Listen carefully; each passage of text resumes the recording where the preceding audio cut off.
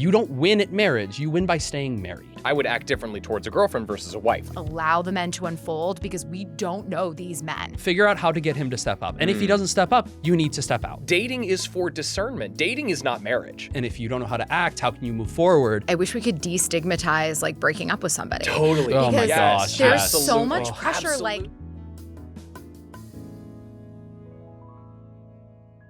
hey, you guys, Hey. and welcome to Intentional Dating.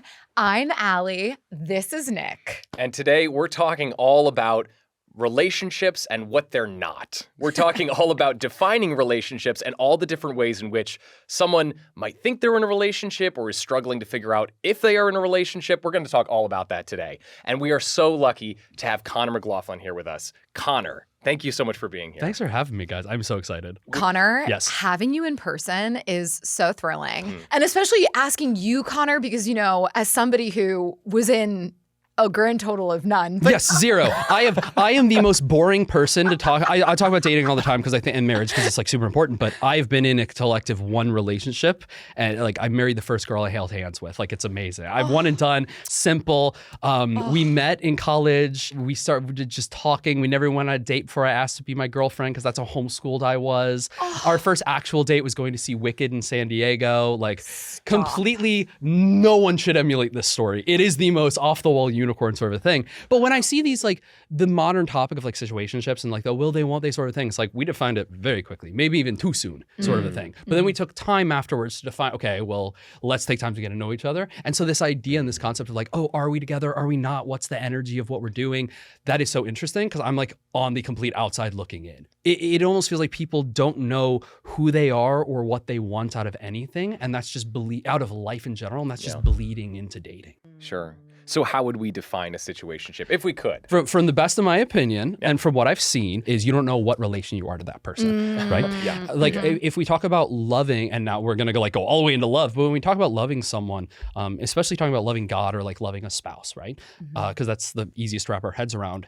Loving my spouse isn't just doing things for her; that's serving her. That's acts of love. But what is the actual identity of love itself? Well, loving her is defining the identity of relationship. And so to love my wife is to have her as wife. And for her to love me is for her to live in relation to me being husband. And it's the same with a child, the same with God and everything, right? You love God by having a relation with him as God. So with a person, if we're trying to find what's a relationship within that, it's the question of how are you in relation to this other person? What is the connection you have? Who are you to each other, right? And that's that question of how do we define the relationship? You know, when you get into these energies. A label will instruct you how to act appropriately towards somebody. It's necessary. Yeah, because I would act differently towards a girlfriend versus a wife. Those are different things. You could say they're different roles, but yeah, there's different ways of loving them, more appropriate ways of loving them. yeah, and I think situationships are, it's if you're dating somebody, but it's not exclusive. And a lot of people are hooking up or like sleeping together, but there's no label on it. And in a situationship, it's typically you're either going on dates or making out or hooking up or whatever, and there's no label on it. So I think that that's a good working. Is that cool? Yeah, if I we think that use makes that sense. as Yeah, a No working? titles. Yeah. My question is, what's wrong with that? Yeah. Why is that bad? You can't do anything with it. Like that's I think this comes down to the issue that is like if we are talking about the purpose of dating is meant for a purpose of what am I, who is this person? What is my relationship with them? Can I stand being in the same room with them for more than 5 minutes? Eventually do I want them to be the co-parents of my children in a fruitful marriage? Like you need to understand and walk forward with those steps. And it seems so, it almost feels weird that we have to either take the situationship route of like, well, I'm just talking to a bunch of people. I don't really, or we have to like formalize it into a scientific method of, well, you have to do this step. And then once you've kissed, you're in this step. And then once you've done this, you're in that. And it's like, no, there's a little bit of a middle ground there. It can have the fun of one, but it can have the intentionality of the other. Because if you don't know who am I to this person, how can you act? And if you don't know how to act, how can you move forward? I think the problem is that we're treating dating and marriage incorrectly in that we mess up whether they're a finite or an infinite game. A finite game is bowling. At the end of the day, you're trying to get a score that's higher, or there's a condition of winning.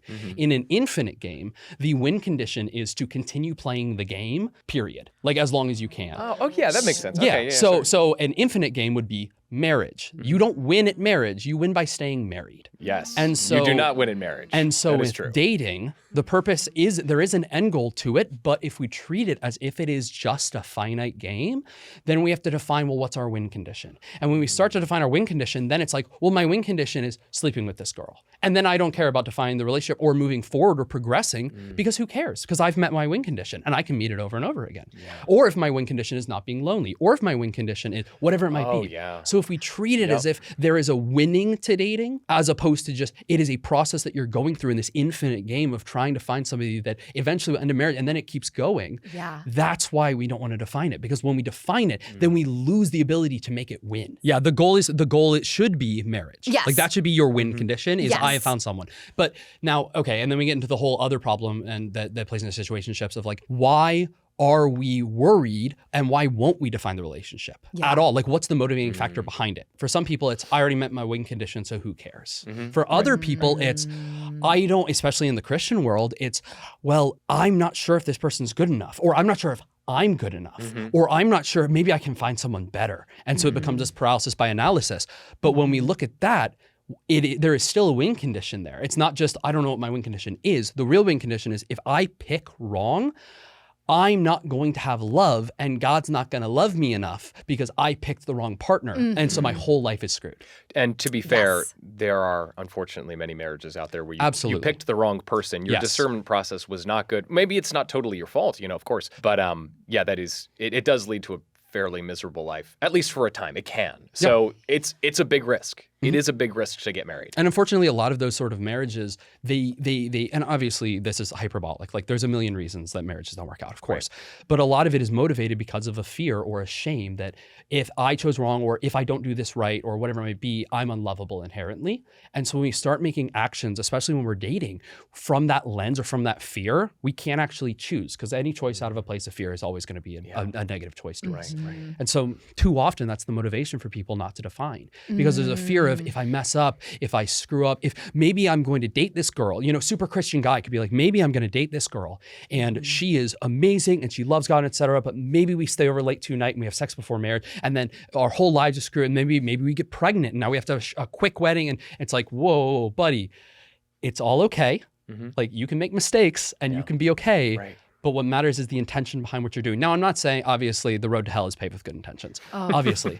But the likelihood that Sure is. Of course. Oh my God. Especially with what I don't even want to know. But when you have that intention at your forefront, it's like, okay, at least you're coming from a place where you're thinking about these things first. Yes. And then you're not going to fall into those pitfalls as easily. I love speaking to like lovely Christian men that have these like pure hearts, but I also see the flip side of working with a lot of women who are in these situationships. And it's not because they want to be in situationships, it's because they are with these men that are either breadcrumbing them or they're giving them just enough to keep them on the hook, but not enough where they're actually defining the relationship. And I would love to hear your guys' opinion. Do you think that the onus is on the man to define the relationship, or should it be something that the woman presents? If I'm talking in ideals and perhaps what a guy should do, if I had a magic wand and I was doing this, I'd say, by the third date, every guy who's in a relationship, to a degree, define the relationship. We've gone on 3 dates, we really like each other, and we want to see where this goes. Let's be exclusive. Have a guy, step up and be the one to define, sure. But that doesn't mean if you get to date 4 or date 5 and the guy hasn't, it doesn't mean that the woman can't ask to define the relationship or define or tell him, hey, this is where I think we're at, something like that. I don't think it's the ideal for a woman to do that, to step up and lead in that way. But it might not be the end of the relationship if she's the first one to define it. He might just be a nervous guy. And he might be really nice. He might just be nervous. But I don't know. honestly, if a woman finds herself in a situationship, talk to him and just say, hey, what is going on? Are we exclusive? Right. Where do you see this relationship going? Because honestly, if that conversation ends a relationship, Lord, It should have been. Thank Amen. you so Amen. much. 100%. Thank goodness. A man's 100%. rejection is God's protection because that man would have dragged out that situationship for another year, another 2 years. I've seen this happen. So if that's going to end the relationship, praise be. I feel like we pigeonhole women into a situation where they are unable to feel like they can define the relationship or they can try to move it forward or anything. And it's like, girl, it's both of you. Like, Mm-hmm. it is a relationship. It is both of you. Just because he's not defining it doesn't mean you're like, well, I don't want to ruin our chances of a good, happy marriage later on because I pushed him to do something. Girl, no, if he's not defining it, have him step up. Figure out how to get him to step up. And if he doesn't step up, you need to step out. When a woman begins dating, this is the time to really start planting those seeds of the type of woman that you are and what you are looking for. You know, if a guy's like, oh yeah, can I, come up to your place or something like that, a woman can say, oh, I only let my boyfriend come to my apartment. Oh, love so that. it's like it's like verbalizing like, oh, only my boyfriend would be able to come with me to this. You can be playful about it, but it's introducing the words to show that you do value levels. And this is another thing. That's where boundaries come into place. And that's why it's important for women to not just, go on one date with a guy and be like, oh my gosh, he's amazing. And then like, here's all of me.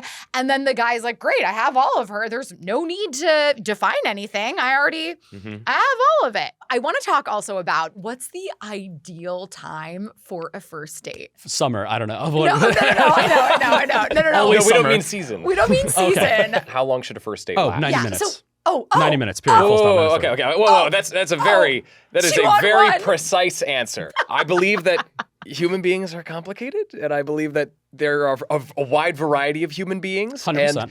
And there's a big difference between somebody who might get a lot out of a 60-minute date and somebody who might benefit from a 3-hour date as a first date. I think, and I don't think that they are the exception. I think a lot of people can go on a 3-hour date, 3 hours 4-hour isn't date, so bad. 5-hour date. I think it's possible. First date. First 5 date. hour, 6 Okay. hour First date. first date. Yeah, What I'm sticking with it. What's the energy of the? I think. Okay, Yes, you to gotta fair- read the to room, be you fair, know? I think 90 minutes is like the base mark. The real answer technically should be as long as it's going well. You know, That Connor, should be the real Connor, answer. I disagree. I like Because that. if that, disagree. because I oh, like hold that on, answer. wait. If it's disagree. 45 minutes and she's like, he's crazy. His parents are drug lords in, somewhere she should leave. Like, don't wait the full Yeah, 9 don't minutes. need to give him the but time of also, day. It's if you guys okay. are having a good time, go to the park. Lunch date turns into dinner date is amazing. Oh, Like, that's gosh. the cutest thing ever. For a first date? Yes. Okay. If it keeps, no, here's the thing. There is an aspect I agree of boundaries of like, okay, we'll hold that and wait until, so then you can have a second date. But this is a genuine question back to you. Should you end it early just because it's like, well, because then we'll enjoy the next one? Because like, that's the question. Okay, Oh. so I love this pure of heart. Again, you guys are speaking like men with pure hearts. An elongated first date can give a false sense of intimacy where a woman is bonding and connecting, and which is great. I don't think it's bad to bond and connect when you're dating. I think that's beautiful.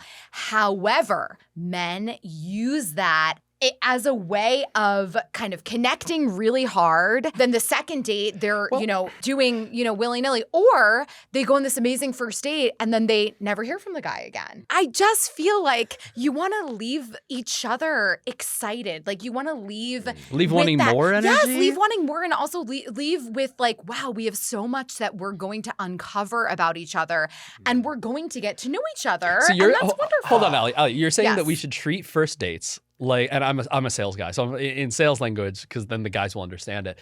We should treat first dates like a discovery call. What's your energy? Yes. What are you looking for? I don't know. What's You the might close on vibe? the first call. I mean, exactly. So if Oh, you're too good of a gosh. salesman, but then You it's might the be all question in. of if you're too good of a salesman, then we get back to the what's the win condition sort of a conversation, Yeah. and then we get back to the intentionality part. I feel like for both people, it's just even if you're having a wonderful time, you still don't know each other. And we have this as a rule, as a dating guideline, like spend at most 2 hours on your first date. And I always say men who are great at dating are typically not great at relationships, and men who are great at relationships typically lack the dating skills. Whoa. Okay. Yeah. Yes, Interesting. yes, Yeah, but you it's might, like my bumper might sticker. come across a guy. Yeah. You might come across a guy who is bad at dating, Yes. but good at relationships, Yes. and that's the guy that's where the spark happens because it's like, oh, Yeah. wow, that's like.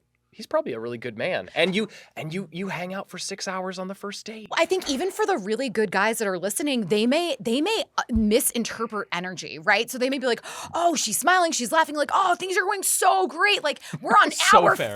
5. All right, phase 3, let's go."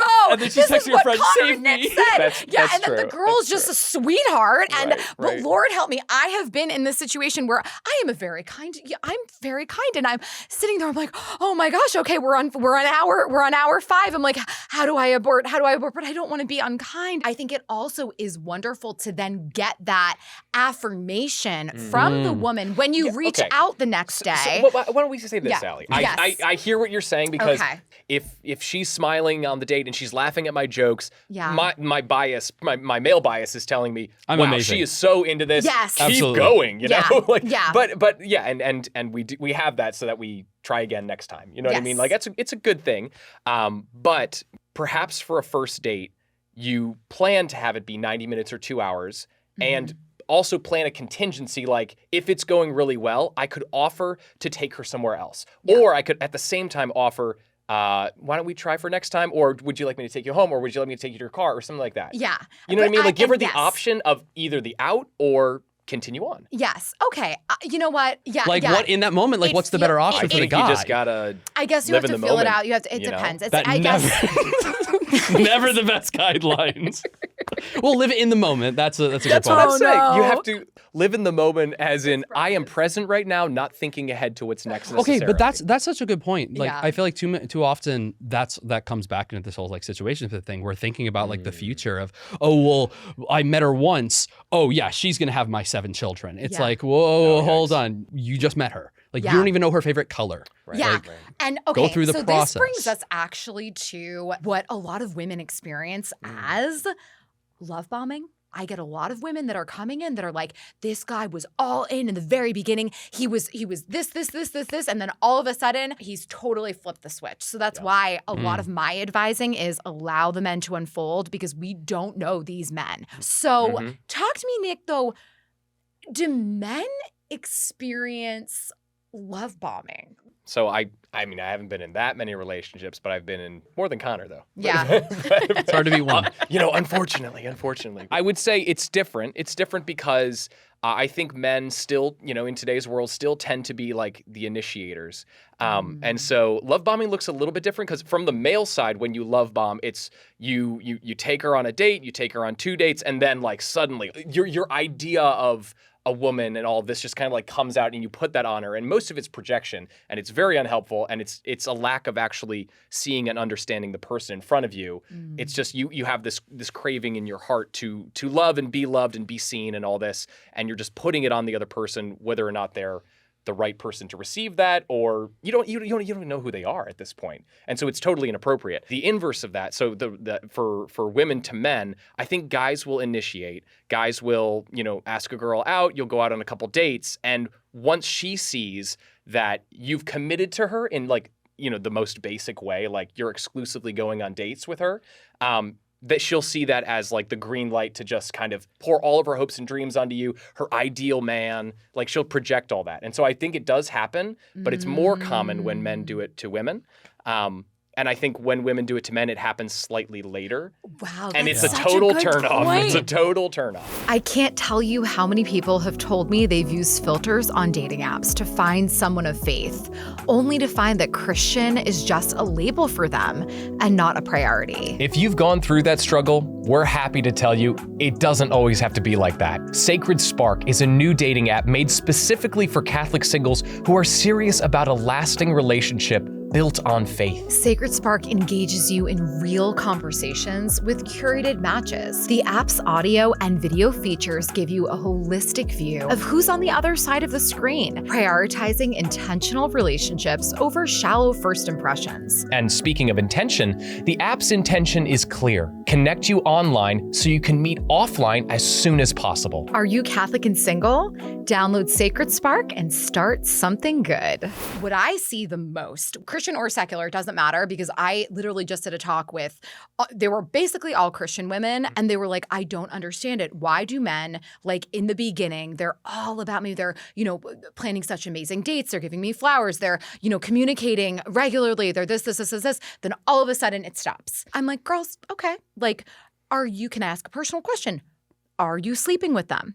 And then they're like, oh, yeah, I am. So I do think that a really great shield that women can have in their arsenal, do not be intimate with him. Do not sleep with him. The men with not pure intentions that are actual love bombers, they will fall off. But the problem is when women sleep with men, that's when their defenses come down. That's when they're bonding. Their oxytocin is firing. They're love hormone bonded. They're like, oh, he's amazing. And then they want to bomb this man with love. But he's like, oh, he releases, all these other cocktail of hormones that are not that.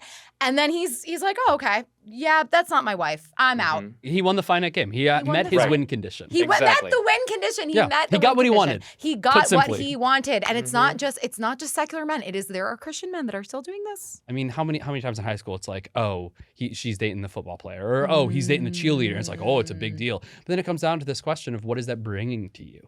Like, what is this adding on to who you are as a person?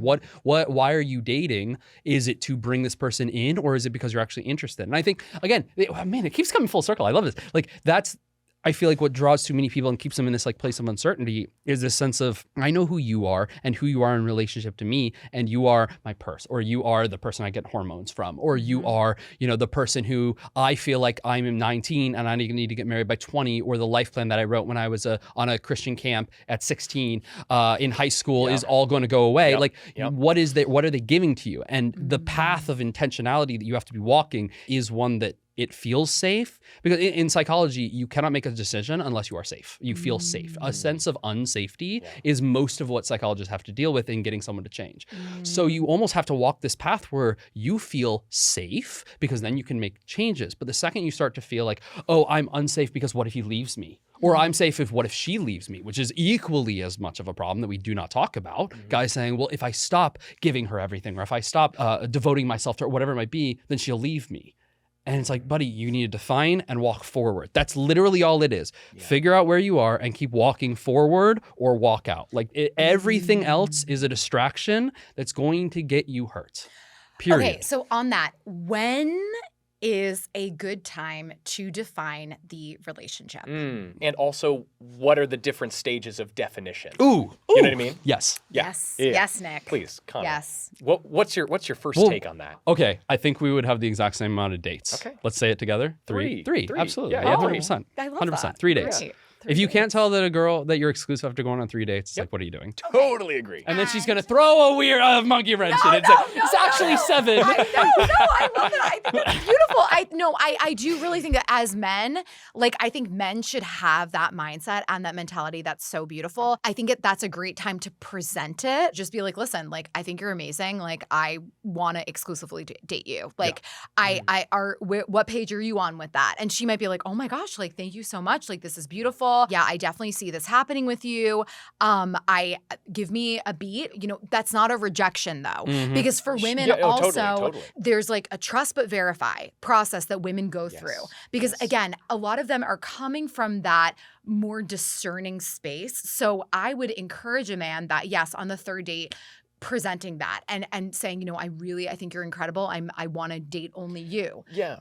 But what do you feel about that? How would you receive that if a woman's like, okay, I'm not quite ready to jump all the way in, but I think you're amazing and I want to keep getting to know you. And if we could, let me pray about this and get back to you. How would you receive that? I think we get caught up too much in the discernment scare almost of but this is a serious deal if they're going to be formal. It's yes, it's serious, but it doesn't need to be formal. It doesn't need to be this intense super. If I mess up, you can stop being boyfriend girlfriend. It's not the end of the world. Yes. It's the question of at what, and I almost feel like we need to zoom out to then zoom back in a little bit. Totally. We need to ask the question, what is the point of dating? Not just to marriage, but what do you need to know? What are the things you need to hit before you can say, here's a ring, here you go, let's do this thing, right? And it's you need to make sure that your values align.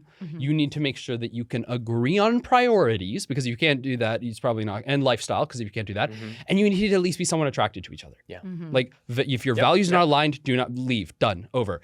Priorities and lifestyle, you should date them for every season of the year, at least. It should be spring, summer, fall, winter minimum. From back when I was in high school, there was this girl's YouTube account that all talked about dating and marriage, and when she got married, she put out a video that was oh, I saw my husband as I'm walking down the aisle, I'm not really attracted to him, but he's holy. It's no, red flag, red flag, red flag, red That's flag. not good. That's not a good thing. You should be attracted to your spouse. Yeah. Crazy concept, I know. You agree on values, align on priorities and lifestyle, and it should not be a compromise. It should be a collaboration. One of you Yeah. wants to live in the mountains, one of you wants to live in the beach. You're going to have to come to a decision on that. Right. Sorry, figure something out. And then liking each other, which you should know by the third date. Yeah. You should have those three things talked about by the third date. Everything after that, while you're boyfriend and girlfriend, isn't about that stuff. It's about the, hey, who we are as people, are we okay with that? It's about learning deeper with the people, with the person that you may spend the rest of your life with. So if in those 3 dates, try to figure out that stuff. And don't just grill the girl or the guy and don't just be like, so what's your thoughts on political topic? It's like, don't do that. Yeah. But figure out who they are and what they think and what they know. If you may be able to do that in an hour, then it's like, okay, hit the bar, but maybe go on a few extra dates. Yeah. Figure out those things first, then you're good. Then you can define it, then you can move on. And then the rest of that next year or whatever it might be, 2 years, 6 years, whatever, then it's like, okay, then you're figuring out who you are as people. And it may be like, hey, I'm still trying to settle who I am as a person. And that's honestly fair. It's like, if you're like, hey, I'm still doing my thing, I'm still doing your thing, we're just trying to figure out what we are, who we are as people. It's like fair, that's valid. But even for the guy or the girl, put a limit on it of like, hey, I'm willing to wait. I knew somebody who they were engaged, he refused to set a wedding date. And eventually she's like, here's a ring back. no. Like, sorry. Do Oh, that. no. Yes. Do the Yeah, same that's very exact bad. thing That's for very dating. bad. I think we need to take a little bit of pressure off. Oh, he asked me to be exclusive on the third date. I don't know if I want to marry him yet.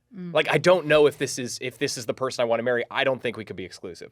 I think that's a big problem. And I do see a lot in the Christian world, especially, I see a lot of people back away from relationships or potential relationships because they say, I just don't know exactly where this is going long term. I just don't know. And I think you can enter into a relationship exclusively on third date, fourth date, whatever, and take the next phase to keep figuring things out. That dating is for discernment. Dating is not marriage. Those are two different things. And I think a big problem is people date and they act like they're married, and that's not good. That's not But good. why are we using discernment? This pisses me off so much. Why do we use discernment as a way to say, oh, I'm pushing off my fear of making a decision onto God? No, It's like, no, stop. Okay, congratulations, The you're praying. discernment that happens through action. Discernment is through a the movement. dating. Exactly. It's Yes. action. It's movement. It's not just, well, hey, you asked me to be your girlfriend on the third date. I'm going to sit and pray about it. And 2 weeks later, you're like, hey, yeah, I think I want to be exclusive. It's like, he's moved on, girl. That's like, putting too much pressure on the Exactly. exclusivity. Yeah. Like, seriously. Because, I mean, you can say yes on the third date too. Yeah, let's be exclusive. And 2 weeks later be like, actually, no. We're 5 dates in, And and I honestly, don't think fair. this is the thing. Good. Fine. Amazing. That's Yeah. great. But if you put too much pressure on it, what that means is on the third date, we defined us as exclusive. We are a package. We're a couple. And then I feel like bound to you for the next like 6 months, even though maybe 2 months in I figured we should break up. But I'm bound to you because of that exclusivity, because there's so much pressure on that. But then there's sunk cost fallacy. It's like, I put so much effort into this. Now I don't want to leave. And it's just I finally got into a relationship. I don't want to lose this. If we break up, does that mean there's something wrong with me inherently? What are my friends gonna think? Yeah. You know, et cetera. Yeah. So Yeah, it's all comes back definitely. to that same but thing. I think it's a lot easier to, so I hear everything that you guys are saying. So many of my past clients, I was working with this incredible woman and we set her up with, oh my gosh, the most amazing guy ever. And we set her up with him and she had another date as well. Like we were not only matching her with one guy and one guy only. We said, okay, you're going to meet this bachelor and then, you're meeting this bachelor as well, which I know, oh my gosh, she's meeting multiple. Whatever. Get over it. This is what we do. I'm a matchmaker. You're not only meeting one person, okay? Right. You're dating until you're exclusive. That's okay. So she met this guy. She really liked him. She was like, wow, oh my gosh. Like first date, she was like, wow, he's pretty great. And we said, wonderful, great. We're not going to put all of our eggs in the one basket. We're allowing him to unfold. Trust but verify. Okay, he says he's a Christian man. Wonderful. How is that acting out in his life? How is he communicating with you? Is he is he prioritizing you? Is he a planner? You're learning him before you make that big commitment because it is a big commitment. Being exclusive with somebody, I think. Yes, I think you're right, Yeah. Allie, but I think we need As to a take society, I think we need take to the take the pressure. pressure off of that first initial commitment. I think what I was kind of getting at with the stages of defining, it would be a good practice to have regular check-ins, like maybe it's Yes. every couple months, to be like, hey, where are we? Yep. Let's not just be in this relationship because we're dating and, you know what I mean? Like, I think you need to continually be redefining the relationship to say, hey, are we on a path towards something? Are we continuing to align our values as we grow together? Like, are we growing together or are we just around each other and growing apart? Values and priorities, right? But exactly to your point, the third thing is goals. You need to be aligned to your goals. It's like, and to that point, check in with somebody and make sure you're moving towards the same goal. When you start, it's like, hey, let's make sure we're dating intentional. Should we check in with each other, see how things are feeling? Or should we just like, are we freeballing this? How are we doing? Almost don't build yourself into a system where it's like, we have to do our monthly check-ins to make sure we're in love with each other. That sounds awful. No, that is atrocious. There is no way to make that romantic. And if you find that romantic, okay, sure. Everybody likes their own thing. But maybe it is that thing of give yourself a structure that you can operate within so that the dating phase doesn't feel so nebulous. Because maybe the dating phase feels like a situationship even. You're like, we've labeled it, but we're in this ocean of nothing. It feels nebulous and also like a very strong, intense commitment, which is what you were saying, Allie. Yeah. I think what you were saying is 100% accurate and truthful, like totally. But, and that's why you do so much of the vetting process before you become exclusive, because of how modern dating is. Yes. And what I was saying is just like, let's take the pressure off it a little bit and do the discernment while you're dating. Yeah, I wish we could destigmatize like breaking up with somebody. Totally. Oh my gosh. There's so Absolutely. much pressure. Absolutely. Like I know I personally was in, a relationship for far longer than I should have been. Yeah. I felt like I needed a very specific reason that I could break up with this man. And I needed to know that he cheated on me. Like I needed to know that. It wasn't enough that I felt like something was off. I felt like he was lying to me. I needed something very specific where I could anchor. Permission. And I could You needed permission. needed permission. And I know that I'm not alone. I know I'm not alone. I can't be alone. Totally. Just giving women and men permission where if things are not feeling great and you've tried a lot of different things, it's okay to break up, and it's not the end of the world, and everything will be okay. Right. If something is, that is the Holy Spirit telling you, like, something is not right. And that's what I experienced, and I wish I would have listened to the Holy Spirit and cut that off, but I will say, like, I wish we could just destigmatize breaking up. Why are we so okay with, like, the idea of God is going to, I'm going to have faith in God that I can be uncertain and he'll move my life in everything except for our dating life. Like genuinely. Like, I'm sorry, your dating life will not always feel secure. Your married life will not always feel secure. You'd be like, do they still love me? We've been together this long. It's like, that's going to happen. So why are we not willing to just say, you know what, God, this is your timing. This is your thing. I'm willing to be uncertain here, but I'm also going to know that your faith is also lived action, not just consent to the will, which means that I'm going to act in faith, which means I'm going to set these boundaries. I am going to answer these questions. I'm going to make sure that I'm not putting myself into a bad place. Why can't these two things exist co-equally? Yes. Like, why not? Why are we not willing to live inside of that dating sphere? Because if that means that both of you are willing to commit within that, where you're like, hey, we're both coming into this knowing full well that this may work, this may not. The only two options are breaking up or marriage. And we need to be okay with either way. So let's go into this with the certainty that certainty, because that's all we really want, that either way we'll be alive, we'll be okay. The end of the world will not come. Yes. Why can't we do that? Yeah, well, I think a huge contributing factor to all of this has been that we have largely, in maybe this is more in the secular world, but maybe some Christians do this as well, but we have largely replaced marriage en masse with just a different level of committed dating. You know what I mean? Living together. We're moving in together. We share a dog. Yep. Our lifestyles are completely Just get married. intertwined. Just get married. Right, just get married. Right, but it's like, but some people will say, it's just a piece of paper. It doesn't actually mean anything. Well, and so that, exactly. Right. So if you like totally intertwine your lifestyles, the breakup is not really like a breakup. It's more like a divorce. It is, yeah. That's really, really serious. Yeah. And so I think that's the problem is that we don't give enough consideration to dating and we give it too much weight. It's both of those, and continuing to define the relationship in stages and moving towards a particular goal, marriage. That I think that it won't always be successful for everyone because this is a fallen world, but for the majority of people who really take it seriously and follow a practical path like that towards marriage and continually define the relationship and feel like they have the freedom to break up if it's not going well and destigmatize that completely, I think we will have better outcomes. I think people will feel more fulfilled. We've moved through, like throughout this conversation, to talk, towards beginning of relationships, then defining them, and then moving towards, marriage and all that. And we really followed a path. However, I want to go back to the beginning a little bit. Yes. What is this concept of a micromance? Oh. Do you know what this is? Have you heard about this? I've never heard of this. A micromance. Okay. I was wondering if you would know, because I've heard that it's where you are showing like repeated small signs of affection for somebody who you're not in a committed relationship with, whether you're like, but like back in, like when I was in like middle school, high school. You mean just like being an incessant flirt almost? Like kind that of. energy? Like, well, when I was in middle school, high school, something that people would do was like, you'd give a girl like a CD. You'd make a CD for her and be like, hey, this is, I think you'd love these songs. And today would be like, you make a playlist for somebody or, something so like that. Or, you might like give flowers to somebody who you're not actually in a relationship with. I feel like this is something that younger folks might do. But like, is that an appropriate thing to do? Or is that a good idea? Showing signs of affection. Ooh.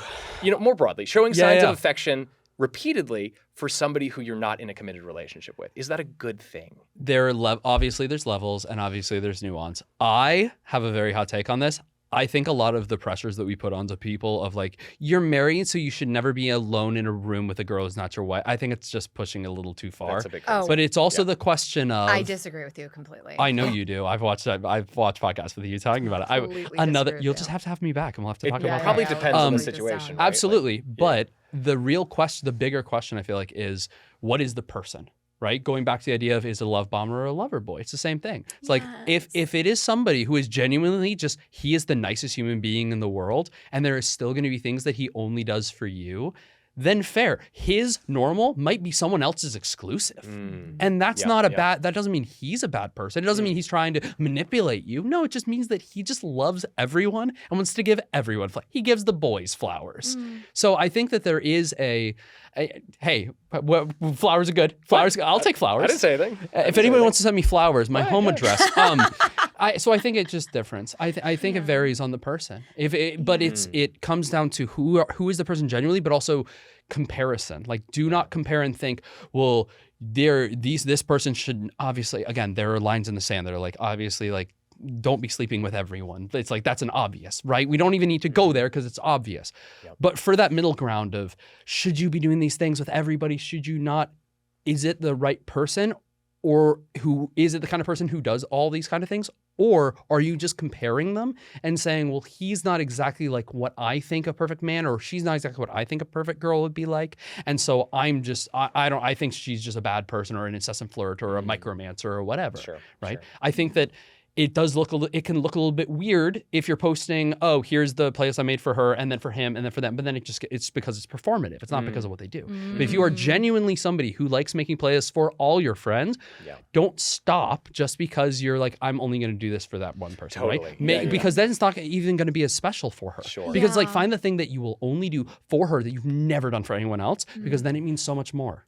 That's fair. And I also think that be more romantic. That's my answer. No, be more romantic. Be more romantic. The right woman for you will be so grateful that you brought her like a little thing of flowers or a cute little book on a date, or a little mixtape. The right woman, a mature woman, a woman that is in her feminine energy. She's not gonna be like, oh my gosh, that's so weird, blah, blah, blah. Why? Good. Then why would you want to be with that woman anyway? Amen. Like, if she's gonna be bratty about your romantic gestures, you don't want to be with her. Like, be with somebody that's gonna be grateful, because believe me, there are plenty of women that are going to be so grateful to receive the little micro romances. So when men stop these things because they're like, oh, well, she thought she's going to think it's weird or whatever, then there will be a woman that will be so grateful. Like, there will be, and there are, and they're really nice, lovely women that are so grateful. So keep doing that. If you are a lover boy, keep loving. Yeah. Keep loving. Be soft boy. I like this. Be this is good. Yes. This is good. Yes. Don't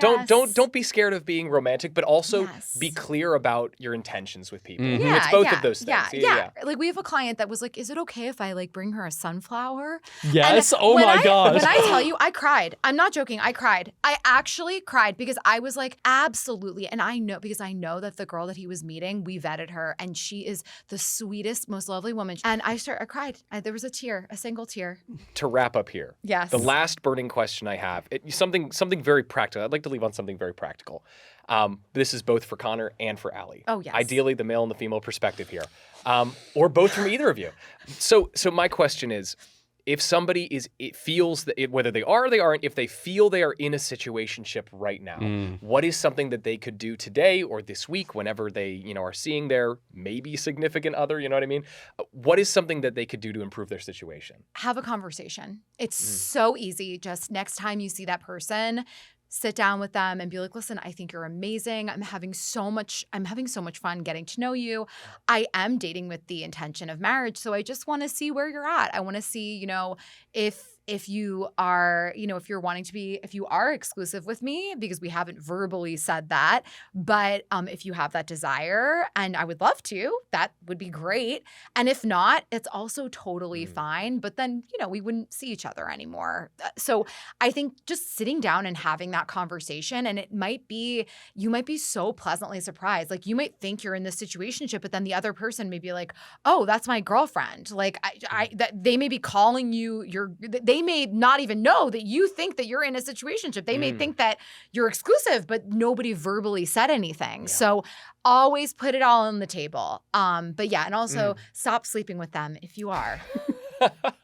Great advice. Incredibly fair. No, Yep. I think if somebody finds himself in a situationship, ask questions. That's all. It's the other side of the conversation coin. Yeah. You are able to be in control of it's your marriage, it's your future marriage, it's your relationship, it's your situationship. You're in this too. So ask the questions.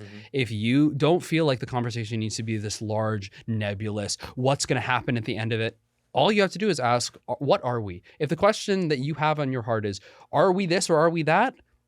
What are we? It's that simple. It doesn't need to be deep. It just needs to clarify. Clarify. Situationships are about uncertainty. Problems in marriage and in dating come because of uncertainty. Yeah. Figure out and clarify so you can feel certain. And when you feel certain, you will feel safe. And when you feel safe, you can keep progressing forward and keep dating. Wow. Oh, Connor, this has been so great. Thank you so much for being here. Absolutely. This has been such a fun conversation. It's been so much fun. It's so much fun. Thank you for coming. Well, I know we could definitely we could keep talking forever. Oh, my adrenaline is so high right now. Yes. You're coming back, Connor. You're coming back. Yes, Understood. we need to have another conversation soon. Connor, thank you so much for being here, and we'll see you next time. And thank you everyone else for tuning in.